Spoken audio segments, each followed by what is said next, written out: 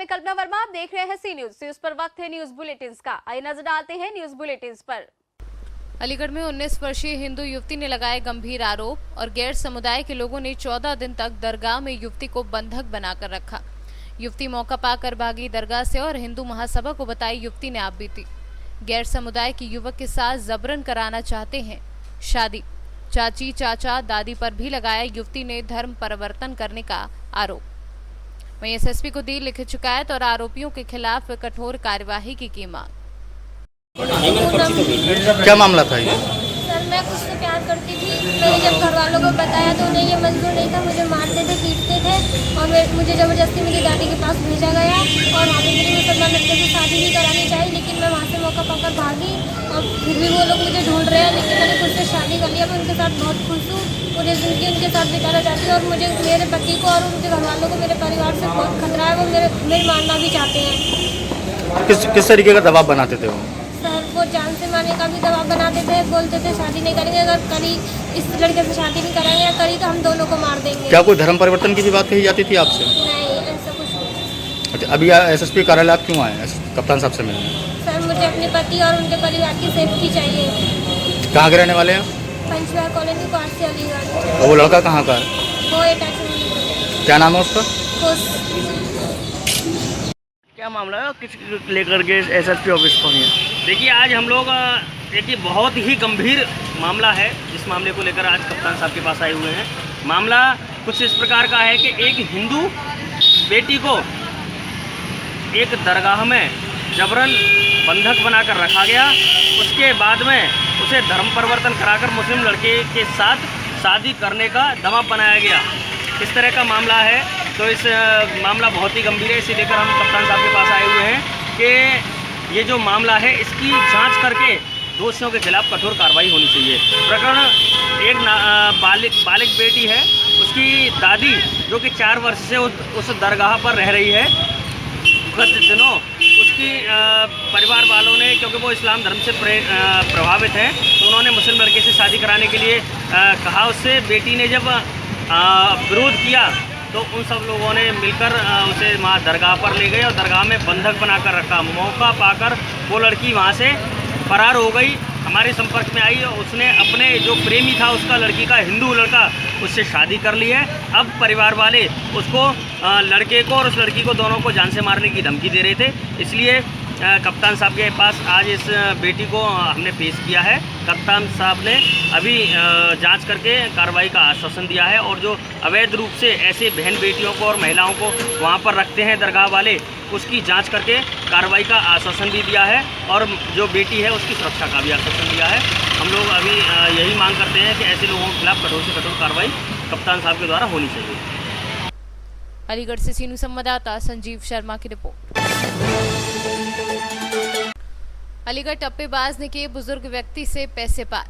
कपड़ों पर केमिकल डालकर किए पैसे पार। अलीगढ़ मुस्लिम यूनिवर्सिटी कैंपस के अंदर स्थित स्टेट बैंक ऑफ इंडिया से पैसे निकालकर अपनी 2 पहिया गाड़ी पर टांगा था थैला। उसी रुपए से भरे थैले को चोरी कर चोर मौके से फरार हो गए। एएमयू कैंपस के अंदर हुई इस घटना से मची इलाके में अफरा तफरी। मौके पर पुलिस के आला अधिकारी पहुंचे और एसपी डीएसपी ने किया घटनास्थल का निरीक्षण। एएमयू के अंदर एसबीआई बैंक है।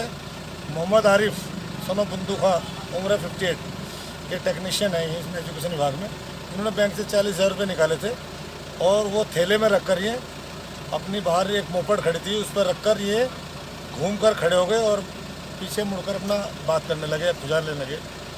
इस बीच जब इन्होंने विक्की पर देखा मोपड़ पर तो थैला नहीं था। इनका थैला कोई चोरी करके ले गया वहाँ से, उसमें 40,000 रुपये बताए जा रहे हैं। इसकी एफआईआर दर्ज कर ली गई है। सूचना 12:15 बजे की है। ये पहले प्रोक्टर ऑफिस गए, वहाँ से एप्लीकेशन लिखवा के लाए, फॉरवर्ड कराया एसएचओ के लिए। अब सूचना दी है इन्होंने। हम मौके पर आए हैं, सीसीटीवी कैमरे चेक कराए जा रहे हैं। अलीगढ़ से सीनू संवाददाता संजीव शर्मा की रिपोर्ट। अलीगढ़ जनपद की एक सामाजिक संस्था ने गरीब परिवार के एक व्यक्ति की रामघाट रोड स्थित गांधी आई हॉस्पिटल में आंखों का ऑपरेशन कराकर की मदद। पूरा खर्चा सामाजिक संस्था के पदाधिकारियों ने किया। वहीं डॉक्टर और परिजनों ने सामाजिक संस्था और सामाजिक संस्था के पदाधिकारियों की भूरी भूरी प्रशंसा की। कहा कि यह संस्था हमारे लिए भगवान की तरह आकर मदद की है और हम इनका एहसान कभी नहीं चुका सकते। उसके बाद इस संस्था का जो कारनामे कर रहे हैं बहुत मुरीद हूँ, क्योंकि पहले भी मानवता के लिए इन्होंने बहुत काम किए हैं और इस संस्था की सफलता का यही राज है कि दिन प्रतिदिन इसमें लोग जुड़ते जा रहे हैं। उनको पता चल रहा है कि हमारी धनराशि जो दान की जाती है उसका पूरी तरह से इंसानियत के लिए खर्च होता है, कहीं भी कोई पैसे का इधर दुरुपयोग नहीं है। उनके एक एक पैसे का पूरा हिसाब और मानवता के लिए समर्पित होता है। आज जो काम करने जा रही है ये एक और नया कदम है। पहले 4 महीने तक लॉकडाउन में सबको भोजन वितरण करना, इसके बाद फिर 2 कदम उठा चुकी है ये संस्था, जिसमें कि निसहाय लोगों को जिनका कोई दुनिया में नहीं था उनको रोजगार देने के लिए, स्वावलंबी बनाने के लिए मोदी जी का अभियान जो चल रहा है उसको समर्थन देने के लिए 2 खोखे अभी दिलवाए हैं। एक अपंग लेडी हैं क्वारसी चौराहे से आगे और एक खैर बाईपास पे पिछले संडे को ये कराया गया था। अब तीसरा ये अभियान आज एक मथुरा के व्यक्ति को ऑपरेशन करने के लिए इतनी बड़ी धनराशि इस संस्था के द्वारा दी जा रही है। ये भी एक मानवता के लिए, उस व्यक्ति के लिए, उसके जीवन में प्रकाश करने के लिए सबसे बड़ा कदम है और इससे बड़ी और कोई पूजा या दान मैं नहीं समझता हूँ कोई है ही है। इस संस्था को कोट कोट नमन और धन्यवाद। सबसे पहले तो मैं इस संस्था का सदस्य होने के बाद एक अपना आभार व्यक्त करता हूँ कि मैं इस संस्था से जुड़ा हूँ जो दिन प्रतिदिन मानवता के लिए कार्य कर रही है और करती रही है। जैसा कि आपको पता है 8-9 साल से हमारी संस्था इन कामों में जुड़ी हुई है। लॉकडाउन में एक जनता रसोई, उसके बाद सूखा भोजन, उसके बाद आत्मनिर्भरता के लिए कदम, और उसके बाद जब ये कदम उठाया गया, ये मथुरा के निवासी सागर जी जो रेटिना डिटेक्शन उनका होना है, जिसे आप बोलते हैं रेटिना डिटेक्शन, जिसमें ये अंधे होने की कगार पर है। बट हम जो हमारी संस्था ने जो 25,000 रुपये का एक छोटा सा डोनेशन दिया है, जो आज के टाइम में कोरोना काल में जब सारे काम धंधे चौपट पड़े हैं, उस वक्त मेरे हिसाब से उस घर के एक चिराग रोशन करने के एक बराबर है। तो मैं इस संस्था का सदस्य होने के नाते अपने अध्यक्ष जी, सुनील जी, उपाध्यक्ष जी, राहुल जी, सबको नमन करता हूं और इस संस्था से ये प्रयास करता हूं और ये कोशिशें करता हूं कि हम लोग एकजुट होकर इसी तरीके से आगे काम करते रहें। सर जो कार्य किया है वो महान कार्यों, मेरी निगाह में महान कार्यों से कहीं किसी की आँखों की ज्योति देना, जैसा कि हम जानते हैं बगैर आँखों के जीवन अधूरा है, कुछ नहीं है। ऐसा काम डॉक्टर साहब द्वारा, हैंड्स और हेल्थ के द्वारा करना वो शब्द नहीं है मेरे पास जो मैं बयान कर सकूं। मैं आशा करता हूं, धन्यवाद देता हूं डॉक्टर साहब का, हैंड्स और हेल्थ की पूरी टीम का, और ईश्वर से प्रार्थना करता हूं कि दोनों आंखों में रोशनी आ जाए।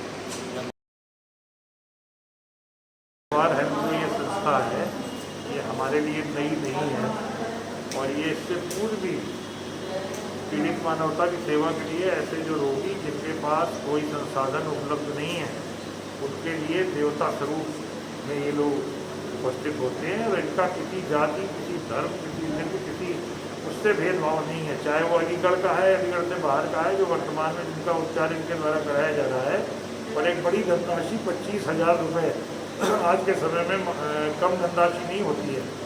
वो भी कोरोना काल में जब इस समय में लोगों के व्यवसाय ठंडे पड़े हैं, ऐसे समय में इनके द्वारा 25,000 की मदद ऐसे व्यक्ति के लिए जो बिजली का काम करता था और जिसके दोनों आंखों के पर्दे खराब हो गए और मथुरा का निवासी है वो, तो एक बाहरी जनपद के व्यक्ति को अलीगढ़ जनपद के लोगों का इस तरीके के का प्यार प्राप्त हुआ है कि ये संस्था किस तरीके से, किस पारदर्शी रूप में और किस बिना किसी भेदभाव के अपना योगदान प्रदान कर रही है। और सबसे खुशी की बात यह है कि अगर इस रोगी के दोनों नेत्रों में से अगर एक नेत्र में भी रोशनी अच्छी आ जाएगी, 40 साल की इसकी क्योंकि उम्र है, अभी लंबा जीवन पड़ा है, तो ऐसी स्थिति में ये अपने बिजली के रोजगार से फिर जुड़ जाएगा, अपने स्वयं के पैरों पर खड़ा हो जाएगा, स्वावलंबी बन जाएगा और जीवन पर्यंत इस संस्था को अपनी दुआएं देगा।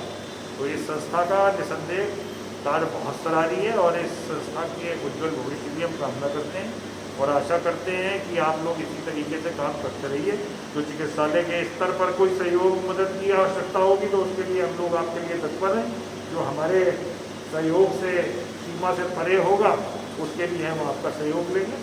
बहुत बहुत इस संस्था के लिए हम आभार प्रकट करते हैं और सभी लोग इसमें शहर के बड़े मुअज़्ज़िज़ और बहुत ही निष्पक्ष भाव से सेवा करने वाले लोग हैं। किसी का कोई अपना स्वार्थ नहीं है, कोई सभासद या विधायक का चुनाव नहीं लड़ने जा रहा है इनमें से। ये सब लोग निष्काम सेवा में लगे हुए हैं। तो ऐसी संस्था को बहुत बहुत बधाइयाँ हमारी, बहुत बहुत शुभकामनाएं।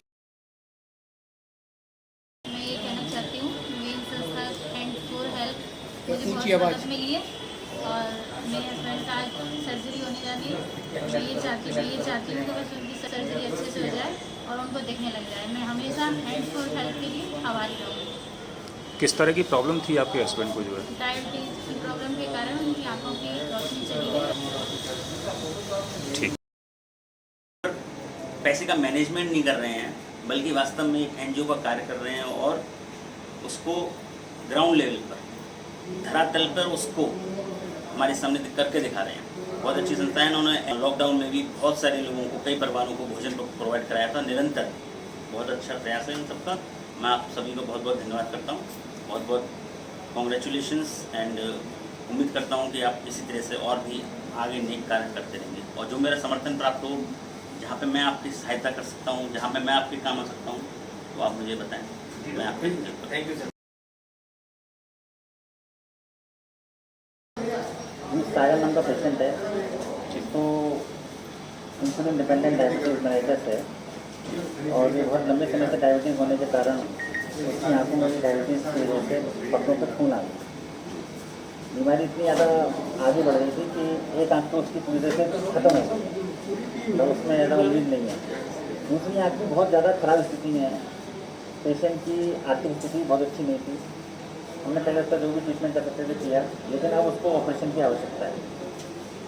जब पेशेंट को ऑपरेशन के बारे में बताया गया तो हैंड फॉर हेल्प सामने आए और पेशेंट की स्थिति को देखते हुए उन्होंने उसका जायजा लिया अपने लेवल पर और जब उनको लगा वास्तव में योग्य पात्र है जिसकी सेवा की, उसकी एक हेल्प की जा सकती है, तो उन्होंने बहुत ही खुले मन से और बहुत ही अच्छा नेक कार्य करते हैं हैंड्स फॉर हेल्प वाले। बहुत ही अच्छी संस्था है। लॉकडाउन में भी इन्होंने बहुत अच्छा काम किया और इस पेशेंट को उन्होंने आर्थिक सहायता पहुँचाई। अस्पताल भी इसमें पेशेंट को सर्जरी में डिस्काउंट किया है अस्पताल ने करीब 50%। दवाइयाँ भी अस्पताल प्रोवाइड करा रहा है उसके लिए और कुछ आर्थिक सहायता आपके माध्यम से हो रही है। तो इस तरीके से दोनों के मिले जुले एक सहयोग से, प्रयास से आज उसको हम ऑपरेशन करेंगे। इस ऑपरेशन में विट्रेक्टमी होगी। आपके अंदर का जो ब्लड है, आपके अंदर जो सूखा हुई ब्लड की जो लेयर्स बन जाती हैं, उन लेयर्स को हटाया जाएगा और उसका ट्रीटमेंट किया जाएगा। जो भी यथासंभव है, जितना भी बेहतर कर सकते हैं वो उसको करेंगे। बाकी ईश्वर के हाथ में होती सारी चीज़। तो अलीगढ़ से सीनू संवाददाता संजीव शर्मा की रिपोर्ट। अलीगढ़ थाना गांधी पार्क क्षेत्र के मानिक चौक में देर रात दो पक्षों में जमकर पथराव हुआ, जिसमें कई लोग घायल हुए। देर रात सूचना पर इगलास विधायक राजकुमार सहयोगी भी पहुंच गए और पथराव को देखते हुए 3 थानों की पुलिस भी आ गई। एसपी सिटी अभिषेक कुमार भी आ गए और इसके बाद हालात को संभाला और इनके ऊपर हमला कर दिया दूसरे समुदाय के लोगों ने। इसमें 4 लोग घायल हो गए हैं। चाकू भी मारे हैं, सिर ईंटें भी बजाई हैं, गले में पथराव भी किया है। शासन प्रशासन से कहा इनके खिलाफ सख्त से सख्त कार्रवाई उनके लिए बीमारी है। इसमें कोई महिला भी घायल है? हाँ, एक महिला, उनके पैर में भी चोट है। पथराव भी हुआ? हाँ, पथराव भी हुआ है। काफ़ी ईंटों करी।